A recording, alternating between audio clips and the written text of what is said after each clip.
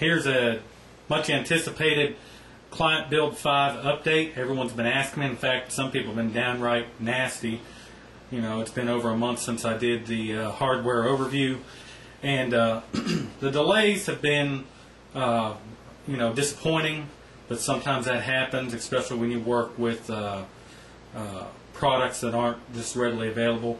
The main delay was the motherboard tray. The original motherboard tray, for whatever reason, did not fit the SR-2. The screw holes were off by a fairly big amount.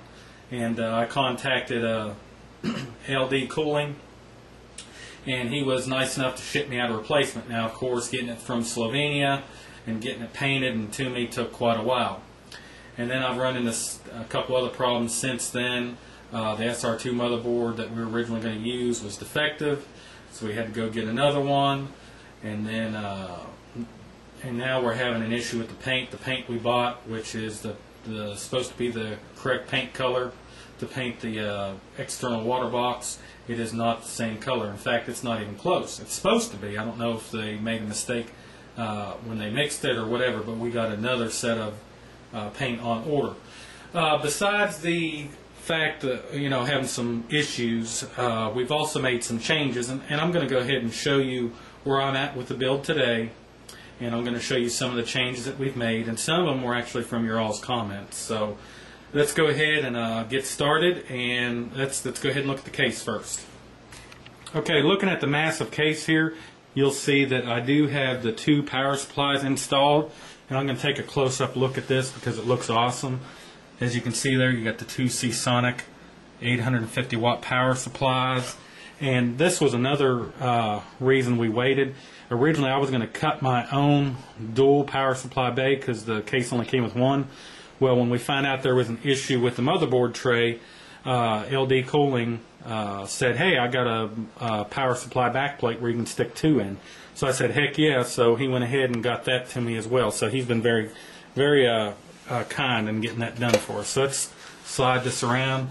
And as you can see, the spacing is perfect.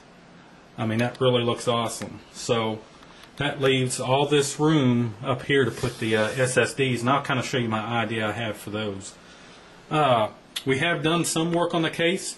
Here is the inlet and outlet, for the water cooling system just for the two 590s, and it'll be, if you look on the back there, the cool lamps quick disconnects, and so that'll make it easy to drain if it ever has to be drained, and it'll be easy to break the water cooling loop. They're excellent. Blue Skull did the cuts for me, and you can see he did a very nice job of the cuts. Okay, we got another hole drilled in the case, and that is for the fill port. Let's get a close-up of it. As you see, it has the red and black to it, and that hole was drilled right there. And let's see if you can see underneath. There it is there. But I mean, you might think that drilling the hole for the fill port is not that big of a deal, but it is. We had to have the motherboard installed, we had to have the radiator installed in the case, and kind of do a visual on where the routing of the water cooling loop was going to be in order to get the measurements correct for where that hole is. Because if you think of it, it's a zero-sum game. If I drill this hole and it's off, basically this case cannot be used, or I mean, you have to do some type of repair that doesn't look right. So I mean, probably 3 hours went into the just locating where that fill port was going to be.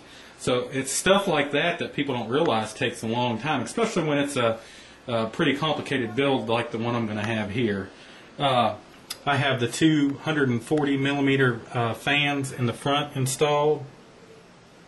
And I mean, nothing big there. So those are the three things that we've actually done, you know, on the case itself. Okay, another change that we've done, which I think you all will like, is the memory. Originally, I had 48 gigabytes of G-Skill memory, and it was blue. And of course, I was telling everyone, you know, black, yellow, and red are the colors that we're going to have. So we went ahead and sent that back, and what we got, we ended up getting 48 gigabytes of Munchkin memory. And to be honest with you, I feel more comfortable with Munchkin. I've had most luck with the Munchkin memory that I've owned to be able to obtain the advertised timings. So the Munchkin memory we have here is a DDR3 1600, and it's 79824, and you can see that there. So we got 48 gigabytes of Munchkin memory, and it is red, so it meets the color. And when we originally ordered the memory, they didn't have that. Okay, if everyone remember from the original video, we were going to use our array that runs off the LSI RAID card was going to have 8 Intel 510 250 gigabyte SSDs. Well, you know, there's nothing wrong with this SSD. In fact, it's probably one of the SSDs that be mostly or more compatible than any other. And of course, the build quality is going to be unmatched because it comes from Intel. But it does have a funky controller on it, so that's where it does not perform as well as some of the newer offerings.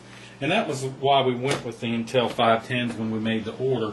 But shortly thereafter, the Vertex 3 series came out, and so what we did is we were going to make the array of 8 of the OCZ, the 240 gigabyte versions, which this is a lot faster than the Intel 510s. Well, I don't want to say a lot, but it is faster. And if you look on the back here, it has the max performance read up to 550, right up to 520. And if you look at the IOPS there, it's up to 60,000. And so the client went ahead and bought 10 of these, I think. It was 8 or 10 of them. And so we had those, and we were going to make the array on that. And then it wasn't a week later that the new Vertex 3 came out, and it was it's the Vertex 3, the max IOP version, and they're the 120 gigabyte. So we made another change again. I know that sounds crazy. It seemed kind of crazy to me, but these are the best performing of the 3. And if you look at the back on it, on its performance numbers, let's see if it'll focus in. It still has the same read and write, 550 and 500 respectively, but if you look at the IOPS, it's up to 75,000. And for his type of work, the IOPS is going to be where it's at. So we now have 8 of these are going to be run off the LSI card in RAID 0, which is going to be huge amount of performance, a lot more than the 510s. The OS is going to have the 240s that I talked about. We're going to have 2 of these on the OS. And let me show you. I have what I come up with as an SSD robot that's going to have all of the 120 gigabyte max IOP Vertex 3s. Okay, you might ask, what is a SSD robot? It's kind of a concoction that I made up. And you can see my little robots there. They kind of look like robots. What I've done here is, I mean, this was, you know, from the beginning I knew I was going to use these. These are UN designs. It's either Undesigns or UN designs. I'm not real sure how they're pronounced. And what they make is they make a variety of brackets. And a lot of these brackets are made for water pumps for computers. Now, of course, you can use them for anything, as you can see what I have here. I've created these. I knew from the beginning I was going to use these brackets somehow, but I didn't know how I was going to orientate them. And so what I've decided to do is to use the OCZ 3.5-inch bay converter with the 120 gigabyte max IOP Vertex 3, and I use 2 of them per 2 brackets, and you can see how I have it made up there. And they look like little robots, you know, these being the feet, I guess. And I have all 8 of them made up, and I have them all organized to where you can put them. I'm not 100% decided on how I'm going to line them up, but they're going to be lined up in such a way where the wiring will be able to go straight to them, and hopefully it'll look perfect. And so those 4 robots are going to go and be orientated in the bottom of the case you know, something like that. Of course, I'll be able to fit all 4 down there. So that's what my SSD robot, or what I'm calling an SSD robot. And I think it's worked out real well. I got the brackets in red, and of course the hard drives and hard drive holder are black, and of course they will be in the yellow case. So I think it's going to look awesome. I'm also going to have, hopefully I'll be able to figure out an idea, which I'll have something special for the lighting down there. I've not finalized it yet, but I'm going to have something special down below. So that is my SSD robot. Okay, I kind of went over what I'm going to do with the 8 Vertex 3s that are in the RAID array with my SSD robot idea. Now here is the regular Vertex 3. It is the, if you look at it, it's the 240 gigabyte version. Now I'm going to have 2 of these. One's going to have the OS on it, and the other one's just going to be storage. So you might ask, where are you going to stick those? And what we decided to do, the client actually found these. This is an X Clio. It is a hot swap bay. It fits in the 5 1/4, and if you can believe it, it fits 4 SSDs, and it makes it hot swappable. Now, let's go ahead and look at the back of it. It is the SS-014. Let me see if I can zoom in on that. I think y'all can read that. And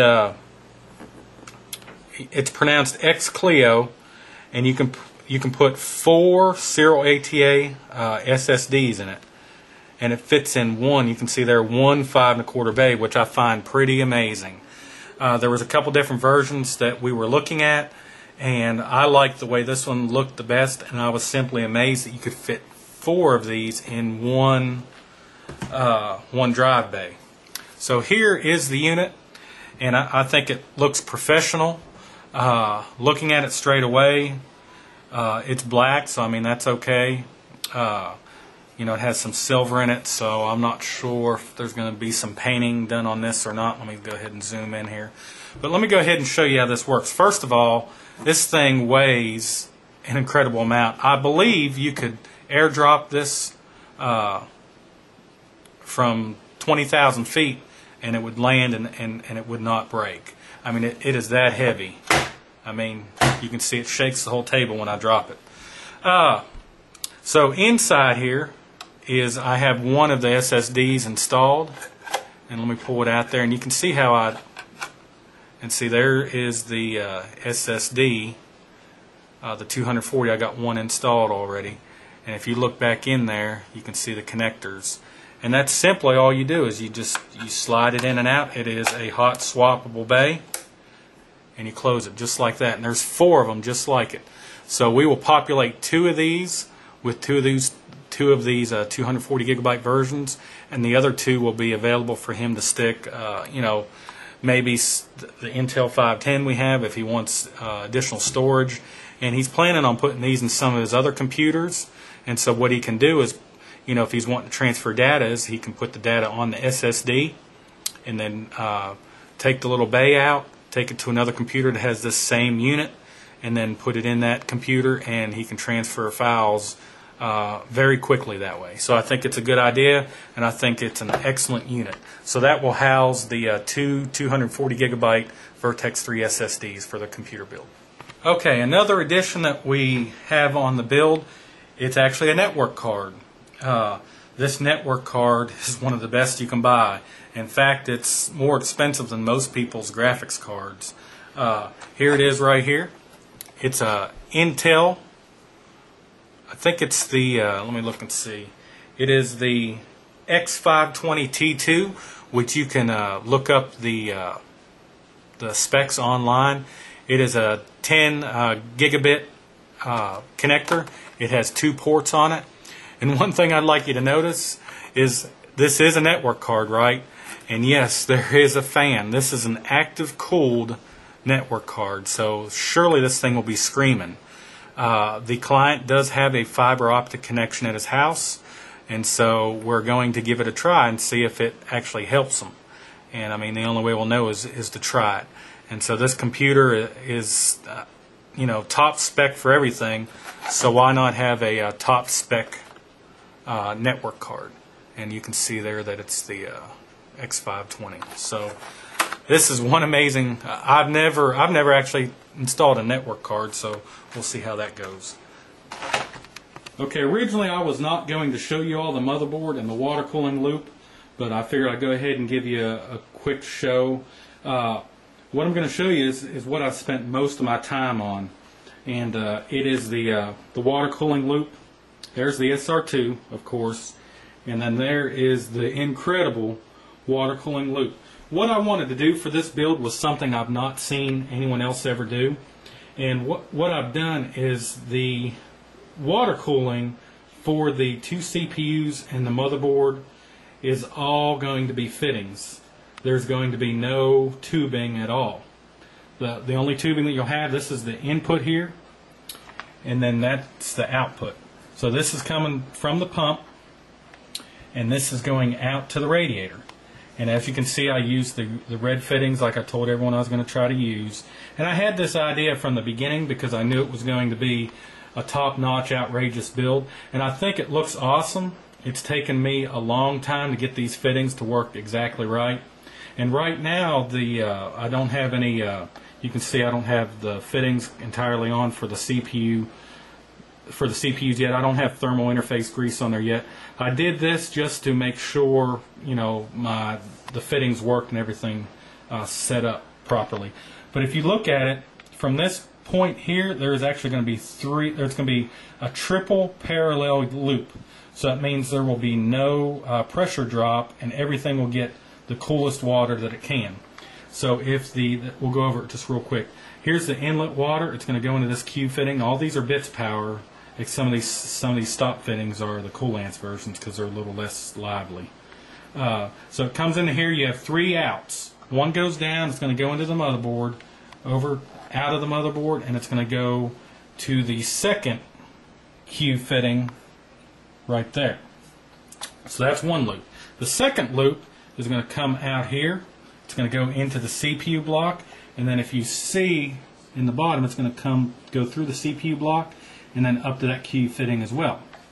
The third loop is going to go this way, and it's going to go into this block, into the CPU block on the front CPU. It's going to come out, and then it's going to go to the MOSFET block that EK makes for this board. It's going to go through that, and then it's going to come up and snake around, and that's actually a snake fitting. And then it's going to go on the top of that Q fitting, and they're all going to combine there, and they're going to go out to the radiator. So I tell you what, I have hours and hours, and in coming up with this loop and making sure everything fit. The main reason why everything fits is due to the Coolants SLI connectors, and also due to that snake fitting right there. If I didn't have that snake fitting, I was in some trouble. So if you can see there, I have an SLI fitting there. What that allows me to do, that makes this horizontal run. I can raise it, or I can raise it up or push it down so it'll fit in on this Q fitting, because this Q fitting is locked with this extension where it's at. And so over here, I was able, without using an SLI connector, that height is perfect. And then here's another SLI connector, which, this allows you to take this apart without breaking something. Without these SLI connectors, you couldn't do it. And then on this line here, this is another SLI connector. I can unscrew that, pull it in, unscrew this, and actually deconstruct the entire water loop without breaking anything. So I think this is truly one of a kind. I don't see that anyone's ever done this before, and I think this build necessitates something like this. And I'm really happy with the way it's turned out. There's maybe one thing on there that I'll change, and if I do change it, you'll see. I'll go over it when the build's finalized. So, well, hopefully this is enough information for y'all to think that I hadn't quit and not going to complete the build. Anytime you make a computer build like this, this is just, things are going to happen, and it takes time. So the client has been wonderful, and he understands all the setbacks we've had, and he understands that he's changed his mind on some things too. So we're getting along famously, and I really appreciate his patience, and I'm going to try to get this done. As of right now, the paint is the only issue we're trying to work out, and after we get that worked out, we will go on to completion. So I appreciate it. Thanks for watching. Of course, you can comment in the bottom, and please subscribe. Thank you very much.